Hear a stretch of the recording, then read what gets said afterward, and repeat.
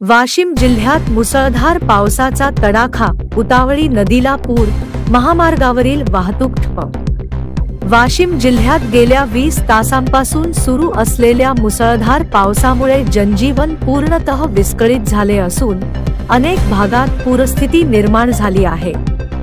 सततच्या पावसामुळे जिल्ह्यातील सर्व प्रमुख नदीनाले तुडुंब भरले आहेत। विशेषतः नागपूर संभाजीनगर राष्ट्रीय महामार्गावरील पिंपरी सरहद्द गावाजवळील उतावळी नदीला अचानक पूर आल्याने या पुलावरून मोठ्या प्रमाणात पाणी वाहत आहे। यामुळे या मार्गावरील वाहतूक पूर्णपणे ठप्प झाली असून दोन्ही बाजूंनी वाहनांच्या लांबच लांब रांगा लागल्या आहेत। गेल्या 6 ते 7 तासांपासून ही वाहतूक ठप्प असून प्रवाशांना मोठ्या अडचणींचा सामना करावा लागत आहे। घटनास्थळी पोलीस प्रशासन आणि आपत्ती व्यवस्थापन यंत्रणा दाखल असून वाहतूक सुरळीत करण्याचे प्रयत्न युद्धपातळीवर सुरू आहेत।